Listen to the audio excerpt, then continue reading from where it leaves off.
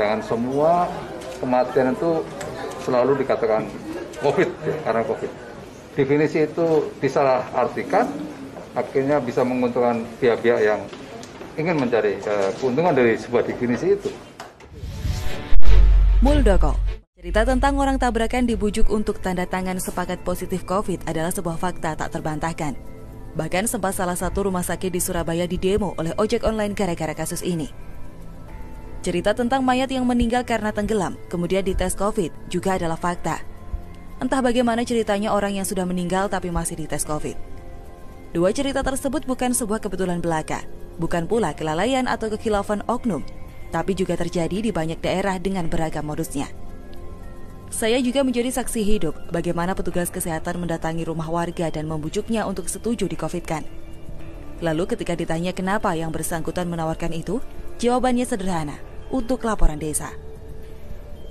Cerita soal pasien yang meninggal karena penyakit lain bila tidak mampu membayar biaya, ditawari surat positif COVID.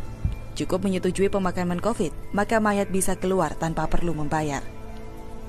Belum lagi aturan pemakaman COVID untuk semua pasien yang dicurigai.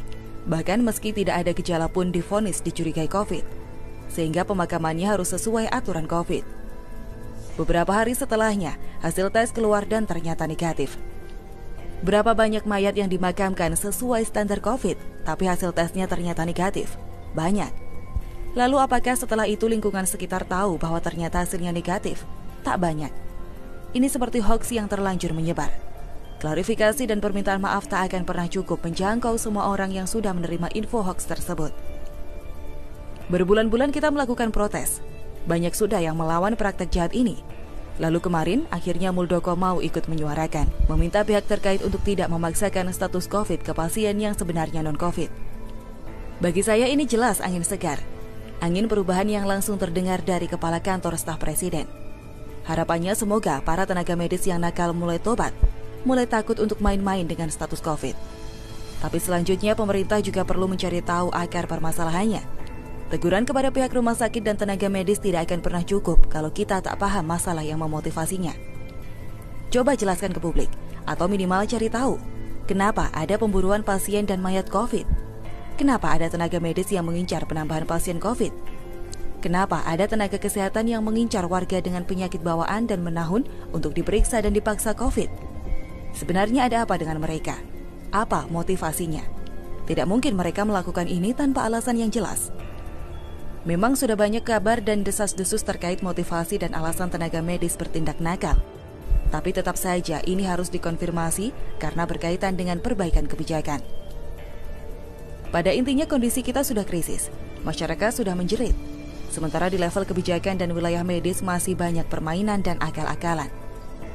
Bagi pejabat dan profesi tertentu yang punya pendapatan tetap setiap bulan dan kini mendapat subsidi, mungkin COVID ini tak mengganggu kehidupan mereka.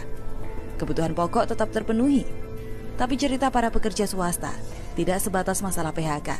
Bahkan makan pun kini hanya nasi dan kecap. 7 bulan sudah kita menghadapi corona dan hasilnya resesi ekonomi.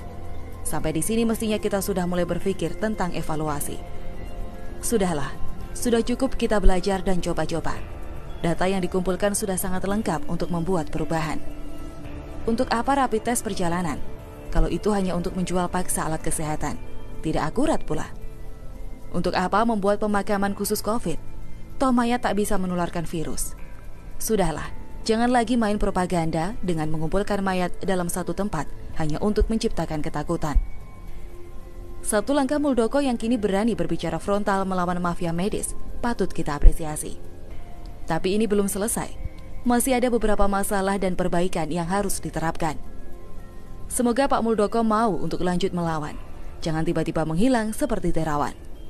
Oh ya, Terawan memang tak sempurna, tapi pernyataannya sangat terukur dan jujur.